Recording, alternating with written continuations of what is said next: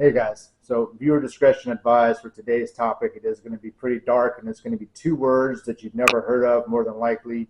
And up until a few months ago, I never heard of them as well. And when I say a few months ago, I want to emphasize, guys, that it is not like me to all of a sudden be making videos and posting them every day. We can all agree on that. And I can let you guys know that it's definitely not like me to all of a sudden just stop playing video games, stop watching stand-up comedy, and just be engulfed in one certain topic so much that I start having notes that I started sometime back in January. Okay? And these notes all started with the intention of trying to learn justification. There's got to be something, some reason that, some benefit, some return that Americans get for foreign aid for Israel. And as I started trying to learn about that, I quickly learned there's absolutely no benefit. So my mindset, what I thought my mindset was going to be, well, not what I thought it was going to be. My mindset was, I'm just going to make a whole bunch of notes showing what I'm learning to prove, beyond a shadow of a doubt, Israel, the whole world, with the exception of 4 countries in 1968, said no nuclear weapons and let's lower the ones we have. All but 4 countries agreed to do that. And of course Israel was one of them. And then of course 1994, USA is like, hey, anybody who wants to think about getting nuclear weapons, don't do it. Otherwise, we won't do trades with you. All right? Did Israel sign an agreement with that? No, they didn't. They refused. Like, what's going on? So all my notes I thought were going to be about why we should not be helping Israel. So I started researching wars, right? What wars have we helped them in? What wars have they helped us in? 0. We've helped them in a lot. So some of these notes about wars, that's where they come from. But all of this stuff ties together. I know it might seem boring, but it's a story that builds. And if you want to be able to tell the story and tell it accurately, you can be able to connect all the dots just like I have. Because, guys, what's so weird is that I had only learned about Mordecai Vanunu before my notes started. That was a big enough story where I started learning some stuff about Israel after that. I said, you know what? I better start documenting this.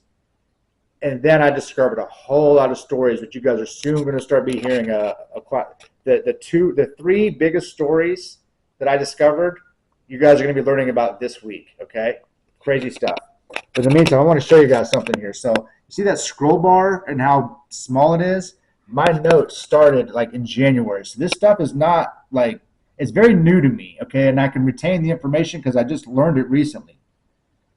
Lebanese Christians fear that Muslim influx would affect their political dominance in their assumed demographic majority. And I got that from the Lebanon conflict and wiki. The reason why I put that in my notes, and again, this is like back in January, okay? I put that in my notes because it's significant that Israel back then were killing a lot of Christians, because out of all the Middle Eastern countries, there's more Christians in Lebanon than there are any other Middle Eastern country. And so right now, it's another weird, strange energy coincidence that the time I'm making this video, what's going on in real time is Christians are being killed by Israel because of what's going on. They're trying to gain more territory, just like what was going on back then. Just when I happened to be doing research about Lebanon and Israel back then, and sure enough, by the time I'm making the video, it's being relevant to today's conversation. I don't just learn this stuff. I'm not just like some sort of dork that like had some education that you haven't. I just went down a rabbit hole, and somehow some strange energies said, hey, document this stuff. Now this I don't want to spend too much time over because I was wrong about President Dwight D. Eisenhower. You can see my notes here say shouts out to President Dwight D. Eisenhower.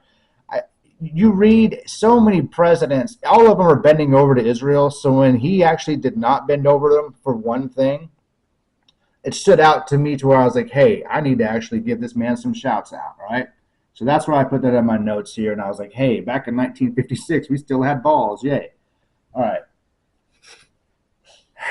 This next part is really, when I learned about it a few months ago, I paced back and forth. It was so intense. And I had no idea that another event would happen between after I learned about what these 2 words mean and when that event happened. It absolutely broke my heart because I knew exactly there was a name for what we did. And now you guys are going to know that name as well. And hopefully it hits you as hard as it hit me. Systematic razing. The systematic razing is the deliberate, organized, and complete destruction of buildings and infrastructure, often to wipe out a city or community. Historically, it was used by German forces to destroy 85% of Warsaw in World War II reprisal. More recently, it has been used to describe the widespread destruction of Rafah and Gaza.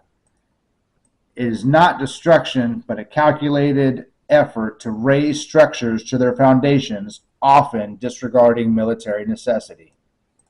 It involves total elimination of residential areas, cultural heritage, museums, historical landmarks. There's only one example of systematic razing in the 19th century, which was done by Nazi Germany in Warsaw, Poland, 1944.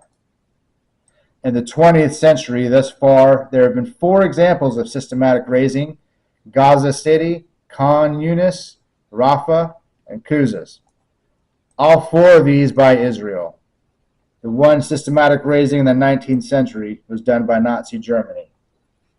And yet in the first quarter century, Israel had already done 4. And since the time of my notes, you can add a 3rd country. How about that bombing in Iran, that little school for the little girls? There's a name for that. That wasn't an accident. And when it happened, I knew exactly it was not an accident. And I couldn't talk about it because no one was going to know what systematic razing was back then. If I talked about it back then, people would be like, oh, look at Damien, he's trying to be a hipster. No, I knew about it then, and I was like, I can't tell the story until they know what I know. So now that you know what I know, up until this point, I still don't understand why we give foreign aid to Israel. And my story will continue, and my story will figure that out and a lot more. But right now, my story taught me about systematic razing, and now there's a 3rd country that's been added. Wonderful.